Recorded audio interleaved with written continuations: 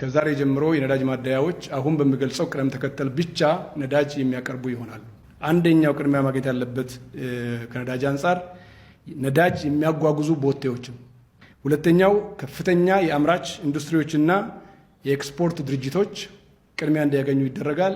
ሶስተኛው በግንባታ ላይ ያሉ ልዩ ትኩረት የሚሹ የመንግስትና ቁልፍ የግል ፕሮጀክቶችም ጭምር በነዳጅ ምክንያት እንዳይቆሙና እድገታችን እንዳይጎዳ በከፍተኛ ጥንቃቄ ነዳጅ መቅረብ መቻል አለበት። 2 እና 3 ላይ ያሉት በቀጥታ ተጠቃሚ ማዕቀፍ የሚስተናገዱ ሲሆን በማደያ የሚስተናገደው ቁጥር 1 ላይ ያስቀመጥኩት ነው። 4ኛ ላይ የገቢና የውጭ ምርት፣ የመሰረታዊ ፍጆታ ምርቶች እና ሸቀጣሸቀጦች እየጫኑ የጭነት ተሽከርካሪዎች ቅድሚያ ማግኘት መቻል አለባቸው። 5ኛው የግብርና ስራችን ለማዘመን የሚያገለግሉ የእርሻ ትራክተሮች ያሉበት አካባቢ ላይ ልዩ ትኩረት ሰጥቶ የእርሻ ትራክተሮችም ነዳጅ እንዲያገኙ የሚደረግ ይሆናል።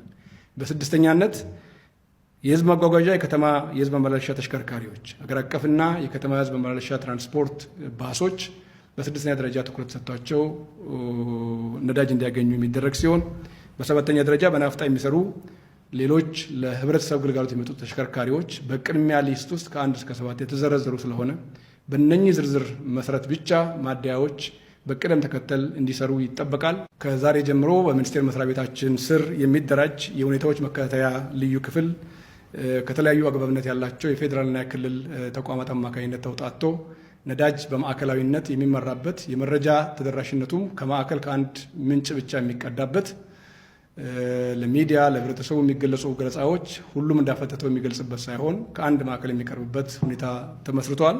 የሁኔታዎች መከታተያ ልዩ ክፍሉ ከፌዴራል የሚመለከታቸው አካላት የንግድ ሚኒስቴር፣ የገንዘብ ሚኒስቴር፣ የጉምሩክ ኮሚሽን፣ የፌዴራል ፖሊስ፣ የብሔራዊ ደህንነትና መረጃ፣ ሌሎች ተቋማትም ነዳጅ እና ኤነርጂ ባለስልጣን፣ ነዳጅ አቅራቢ ድርጅት በጋራ ሆነው በአንድ ክፍል ውስጥ በጋራ 24/7 የሚከታተሉበት ስርዓት ዘርግተናል።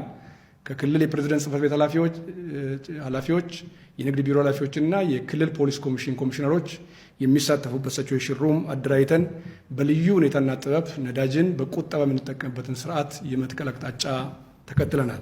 እስካሁኑ ጉዞ ነዳጅ በማቅረብ በማሰራጨትና በግብይት ዙሪያ ወደ 658 ሰዎች በህግ ቁጥጥር ስር ውለው አስፈላጊው የእርምት እርምጃ በመወሰድ ላይ ይገኛል።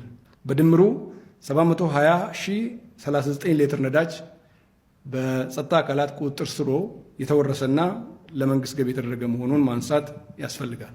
ይህን ማነሳበት አሁንም ቢሆን በሳቦታጁ በሌብነቱ ውስጥ እና በግብይት ሰንሰለቱን መንግስት ካስቀመጠው አቅጣጫ ውጪ ተግባራዊ ለማድረግ የሚደረግ የትኛውም ሩጫ ከመንግስትና ከህዝብ እይታ ውጪ ስለማይሆን ተገቢ ቁጥጥር የሚደረግበት መሆኑን አበክሬ ማንሳት እፈልጋለሁ። በተለያየ ኃላፊነት ደረጃ ያሉ ተቆጣጣሪ አካላት የንግድ መዋቅር 52 ሰዎች፣ የጸጥታ ህግ አስከባሪ አካላት 23፣ የማደያ ባለቤቶች ስራ አስኪያጆችና ሰራተኞች 52 ሰዎች፣ ሾፌሮችና ረዳት ሾፌሮች 43፣ ሌሎች ህገወጥ አዘዋዋሪ ግለሰቦች 488፣ በጥቅሉ 658 ሰዎች